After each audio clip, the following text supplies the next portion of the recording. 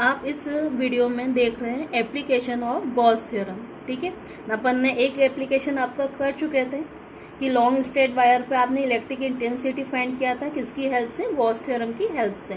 अब आपका ये सेकेंड एप्लीकेशन आप कर रहे हैं, देखिएगा। Electric field intensity due to uniformly charge thin spherical shell.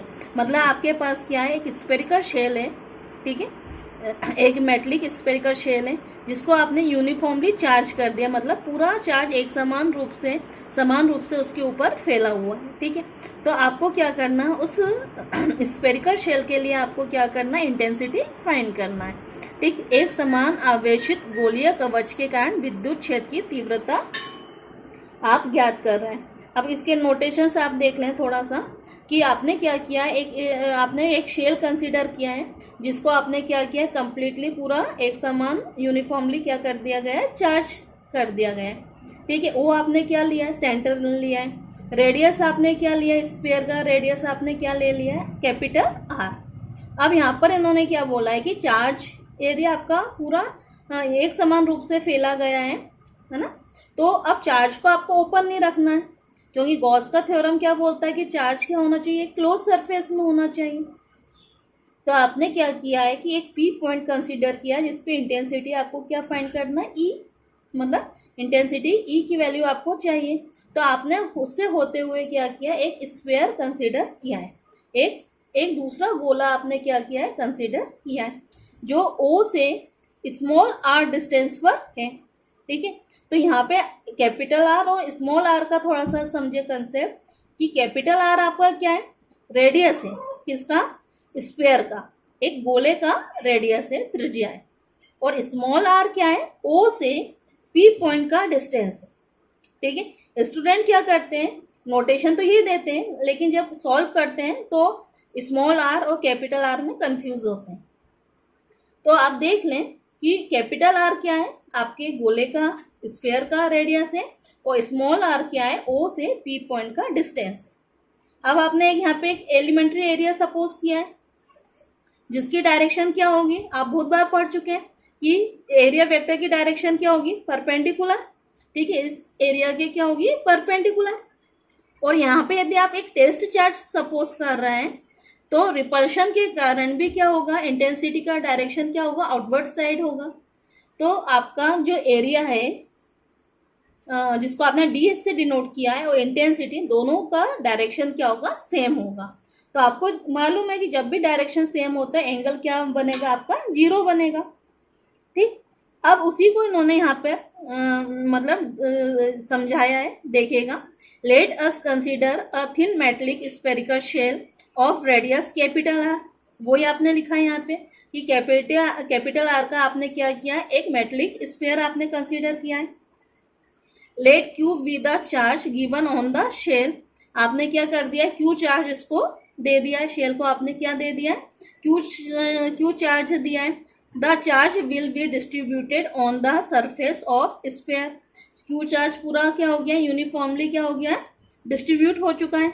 ठीक है, hence the surface density sigma will be sigma equals to Q upon 4 pi R square.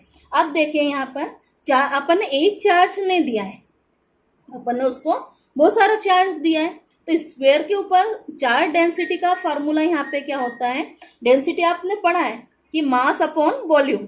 तो यहाँ पर क्या हो जाएगा, चार्ज डेंसिटी का फॉर्मूला क्या हो जाएगा, चार्ज अपॉन क्या आ जाएगा, एरिया। हर जगह इसका वैल्यू थोड़ा चेंज हो जाता है। ठीक है, तो यहाँ पर क्या हो जाएगा, sigma equals to Q upon 4 pi R square. ठीक है, 4 पाई आर स्क्वायर। यहाँ पे एक मिनट, यहाँ पे कैपिटल आर आएगा आपका, कैपिटल आर स्क्वायर। ठीक है, कैपिटल आर स्क्वायर, क्योंकि आर आपने क्या लिया है, रेडियस, स्फीयर का क्या लिया है, रेडियस लिया है। ठीक है, वही मैंने हिंदी में लिखा है। माना ओ आपका क्या है, केंद्र है, आर त्रिज्या है। ठीक है, एक गोलीय कवच प्लस क्यू आवेश से समान रूप से वितरित किया गया, आवेशित है।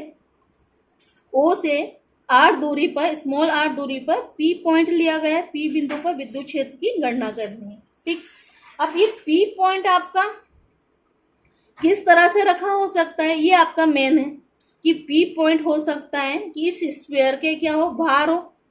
ठीक है, ये जो आपका पी पॉइंट है जिसपे आपको तीव्रता निकालना है, इंटेंसिटी निकालना है, हो सकता है वो इस स्फीयर से कहाँ स्थित हो, बाहर हो, आउटसाइड हो सकता है सेकेंड केस में कि पी पॉइंट बाहर नहीं है, कहाँ पर आ गया है, इस कवच के ऊपर ही आ चुका है।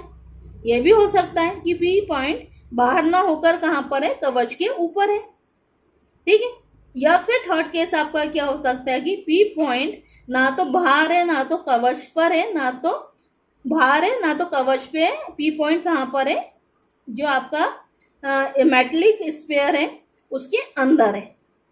ठीक है, 3 कंडीशन आपके साथ हो सकती है। तो वही लिखा है P point outside the spherical shell, P बिंदु कवच के बाहर हो। जब बाहर होगा तो क्या हो जाएगा, स्मॉल आर की वैल्यू क्या हो जाएगी, ग्रेटर हो जाएगी कैपिटल आर से। Small R capital than small R greater than capital R. ठीक है, स्मॉल आर की वैल्यू कैपिटल आर से क्या हो जाएगी, ज्यादा हो जाएगी। आपको साथ में डायग्राम में दिख ही रहा है कि पी आर डिस्टेंस क्या है, स्मॉल कैपिटल आर से क्या है, ज्यादा। स्मॉल आर का जो वैल्यू है वो आपका कैपिटल आर से क्या है, ज्यादा। आपको दिखाई दे रहा है डायग्राम में। तो वही लिखा है कि small R greater than capital R.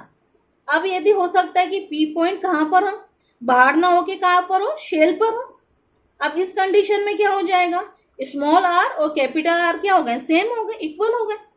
तो P point on the surface of spherical shell, तो पी बिंदु यदि कवच पर हो तो स्मॉल आर किसके बराबर होगा, कैपिटल आर के। स्मॉल आर और कैपिटल आर क्या होंगे, इक्वल हो जाएंगे, क्योंकि आप पी पॉइंट कहाँ आ गया है, शेल के ऊपर। तो आप देखिएगा स्मॉल आर और कैपिटल आर क्या हो गए, इक्वल हो गए। नेक्स्ट केस में क्या होगा, पी पॉइंट कहाँ आ जाए, शेल में आ जाए। P point inside the spherical shell, P बिंदु कवच के अंदर है। उस कंडीशन में स्मॉल आर क्या हो जाएगा, लेस हो जाएगा कैपिटल आर के। सपोज पी पॉइंट यहाँ पर है तो स्मॉल आर की वैल्यू क्या हो जाएगी, कम होगी, किससे, कैपिटल आर से। ठीक, तो इस टाइप से आपका तीनों केसेस अपने को सॉल्व करना है। बिल्कुल सिंपल से है, जैसा आपने गॉस थ्योरम किया है सेम वैसे ही है। जो आपने कुलाम्स का deduction of help of Gauss theorem से किया था बिल्कुल वैसे ही है। तो बस आपको एक जैसे प्रोसेस करना है इसमें। तो आप देखते हैं अपन इसके आगे। चलिए स्टार्ट कर रहे हैं। Region first, case first, when the observation point P, मतलब आपका पी पॉइंट की बात कर रहे हैं। P point lies outside the spherical shell, मतलब पी पॉइंट इस स्फेरिकल शेल के कहाँ है, बाहर है। ठीक, तो वही नोटेशन से सिंपल कि consider a P point which is the situated at a distance small R distance पर है फ्रॉम द सेंटर ओ से। Find the electric intensity at point P point पर आपको इंटेंसिटी फाइंड करना है। ठीक है, अब आपका पास सिंपल सा आपको क्या मालूम है, इलेक्ट्रिक फ्लक्स फाई से शो करते हैं। Phi E equals to whole integral E dot D S. अब डॉट यदि अलग हटेगा तो क्या आ जाएगा बेटा, कॉस थीटा आ जाएगा। तो flux phi E equals to whole integral E D S cos theta. अब थीटा कितना बनना चाहिए, ये आप पढ़ चुके हैं कि एरिया का डायरेक्शन और इंटेंसिटी का डायरेक्शन सेम है। तो थीटा इक्वल्स टू क्या आएगा, 0। कॉस 0 क्या हो जाएगा, 1। ई क्या है, कांस्टेंट वैल्यू है, इंटीग्रल से क्या आ जाएगा, बाहर आ जाएगा। तो flux phi equals to E integral of whole integral of D S. Whole integral of D S मतलब छोटे छोटे सभी एरिया को यदि आप मिलाते हैं तो एक क्या बन रहा है, स्फीयर बन रहा है। तो गोले का क्षेत्रफल या total surface area of sphere आप क्या लिख सकते हैं, 4 पाई आर स्क्वायर। ठीक है, और गॉस थ्योरम से भी आपको क्या मालूम है कि फ्लक्स इक्वल्स टू क्या होता है, क्यू अपॉन एप्सिलॉन नॉट। दोनों वैल्यूज आप कहाँ पुट कर रहे हैं, इक्वेशन थर्ड में पुट कर रहे हैं। फ्लक्स की वैल्यू आप Q upon epsilon naught, E as it is, integral of D S की value 4 pi R square. E की वैल्यू चाहिए मेरे को, मैं क्या करूंगी, 4 पाई आर स्क्वायर कहाँ आ जाएगा, और कौन में आ गया, E equals to Q 4 pi R square epsilon naught. इसको अरेंज कर दिया मैंने, 4 pi epsilon naught Q upon R square. एक बार पूरा देख लें आप। Electric flux phi E equals to whole integral of E dot D S लिखते हैं। डॉट प्रोडक्ट आपका है, रिमूव होगा डॉट, तो क्या आ गया कॉस थीटा, थीटा आपका क्या है 0, कॉस 0 क्या है 1, ठीक है। तो क्या आ जाएगा flux phi equals to E integral of D S. Integral of D S का क्या मीनिंग है, टोटल एरिया, तो total surface area of sphere, गोले का क्षेत्रफल क्या हो गया 4 पाई आर स्क्वायर। और आपको गॉस थ्योरम की हेल्प से क्या मालूम है कि flux equals to Q upon epsilon naught, तो flux equals to Q upon epsilon naught E 4 pi R square. E की वैल्यू चाहिए आपको, तो ई इक्वल्स टू क्या हो जाएगा 4 पाई आर स्क्वायर कहाँ आ जाएगा, अपॉन में आ गया, Q upon 4 pi epsilon naught R square. Arrange कर दें आप, 1 upon 4 pi epsilon naught Q upon R square. ये किसकी वैल्यू रहेगी, इलेक्ट्रिक इंटेंसिटी की, कब, जबकि पी पॉइंट कहाँ है, outside the spherical shell, P point shell के क्या है, बाहर है। अब सेकेंड रीजन में क्या लिख रहे हैं आप, when the point P lie on the spherical shell, मतलब पी पॉइंट कहाँ आ जाए, आउटसाइड ना होके कहाँ पर है, वो शेल पर है।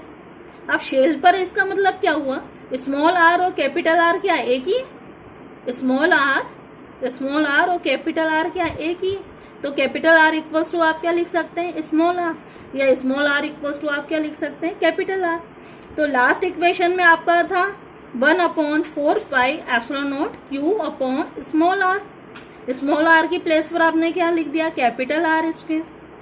अब आप इसको अरेंज करते हैं थोड़ा सा, तो देखेंगे बेटा आप E इक्वल्स टू मैंने क्या लिख लिया 1 upon epsilon naught Q 4 pi R square.